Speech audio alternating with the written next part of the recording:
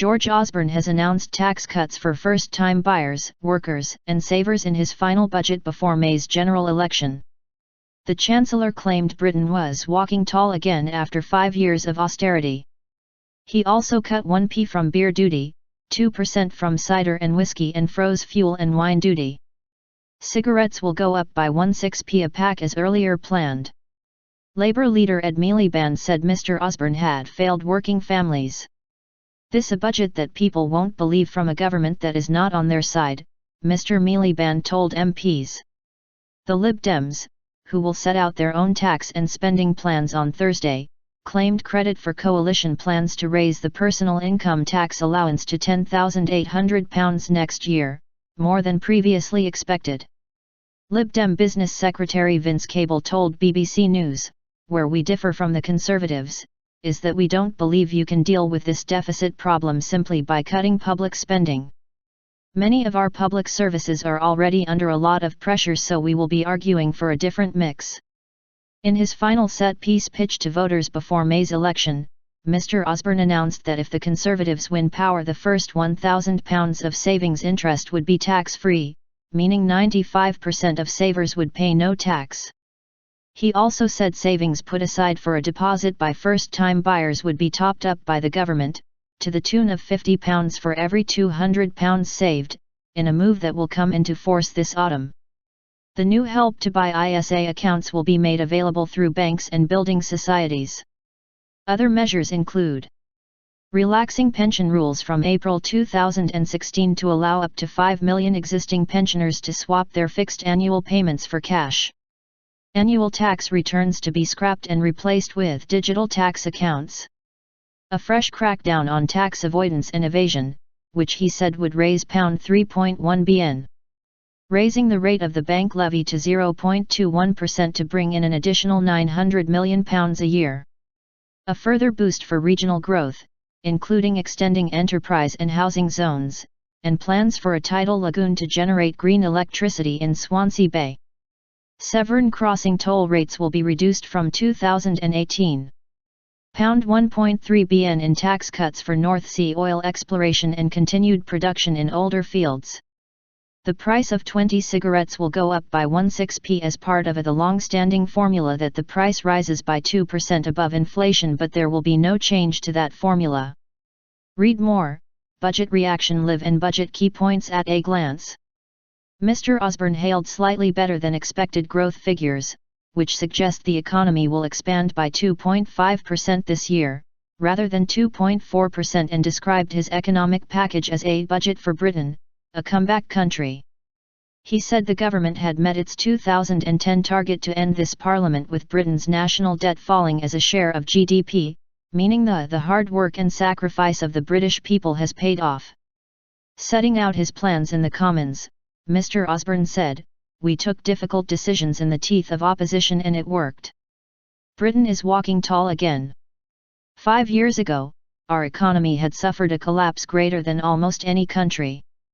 Today, I can confirm, in the last year we have grown faster than any other major advanced economy in the world."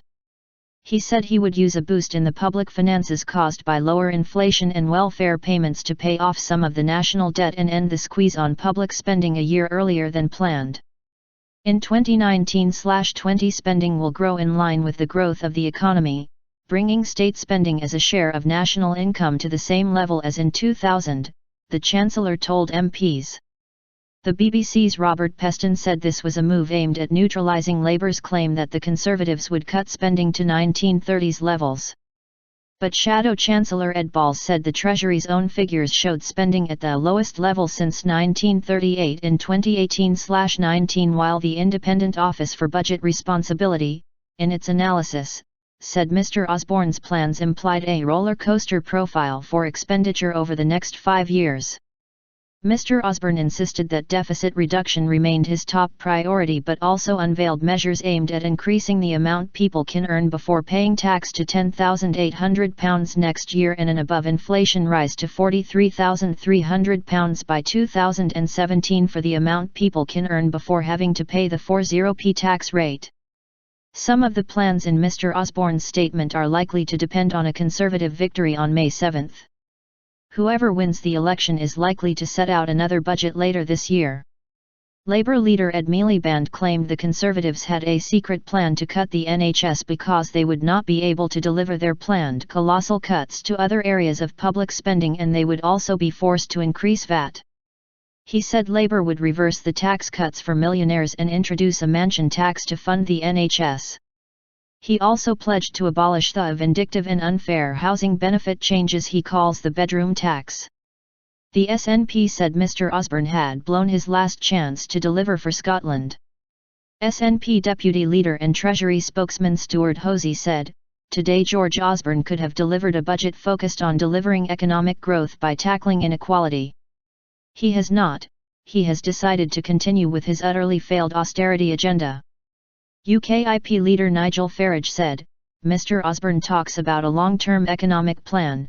Today he pushed all his targets back and created a long-grass economic plan."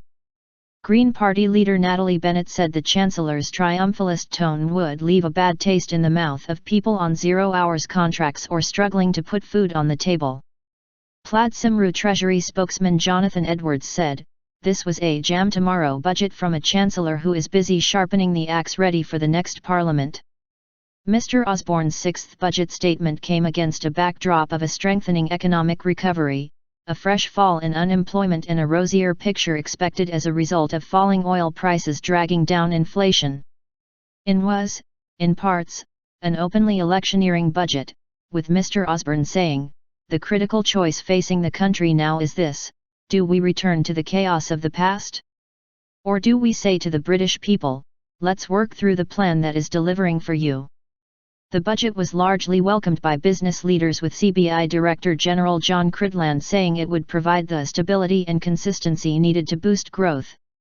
The trade unions were less impressed, with the TUC General Secretary Francis O'Grady saying, he did not spell out where, if re-elected, he will make the huge spending cuts he plans for the next Parliament, nor did he tell Britain's low-paid workers which of their benefits he will cut.